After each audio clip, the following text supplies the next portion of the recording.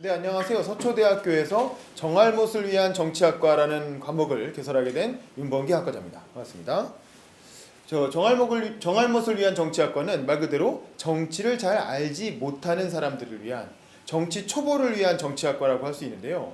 저도 뭐 정치학을 대학에서 전공하고 대학원도 나오고 또 공군사관학교라는 곳에서 정치학 강의도 했지만 우리가 뭐 정치학을 전공하지 않더라도 대한민국은 민주공화국이고 누구나 우리나라의 주권자고 시민이기 때문에 정치에 대한 어느 정도의 기본적인 지식은 필요하다. 그런데 제가 정치학을 공부하고 가르쳐본 경험에 따르면 진짜 투표하는 데 필요한 지식은 잘 가르쳐주지 않는 거예요. 대학에서 하는 정치학과에서. 그래서 저는 일반적인 유권자가 청소년 단계를 한국에서 거치고 중고등학교를 졸업하고 대학을 다니면서 이제 투표권을 가지게 돼서 실제로 지방선거나 총선이나 국회의원 선거, 대통령 선거 때 투표를 해야 되는 유권자의 입장에서 도대체 나는 어떤 기준으로 투표를 해야 하지? 도대체 나는 뭘 보고 투표를 해야 되지? 뭐 이런 고민들을 많이 하시는 분들을 만나게 되었어요.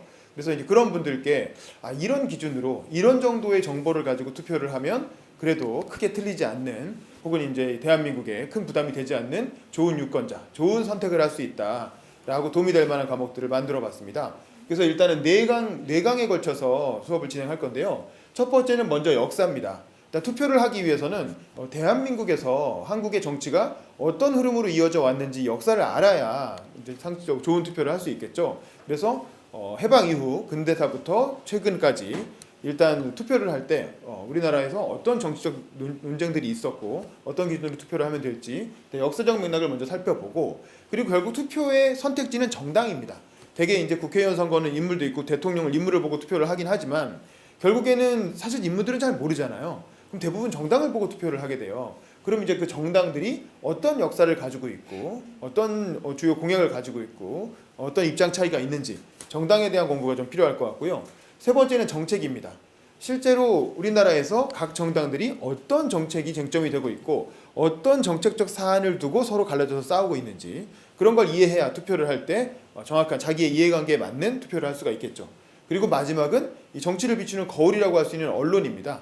그래서 우리나라의 언론 지형을 이해해야 또 정치를 제대로 이해하고 이렇게 왜곡된 프리즘을 가지고 정치를 보지 않고 제대로 이해할 수 있겠다라는 생각이 들어서 이렇게 역사와 정당, 정책, 언론 사실 요거 하나하나가 다 한 학기씩 수업을 해야 되는 뭐 그런 내용이라 전공 과정에서 배우려면 굉장히 시간도 오래 걸리고 뭐 3년에서 4년이 걸릴 수도 있고 뭐 그런 건데 뭐 사실 우리 바쁜데 그거 다 그렇게까지 배울 수는 없잖아요. 그럴 시간도 없고 그래서 한 달만 투자해서 딱 4번의 수업을 통해서 대략적으로 이 정도면 내가 한국 정치에 대한 정알못은 벗어나겠구나.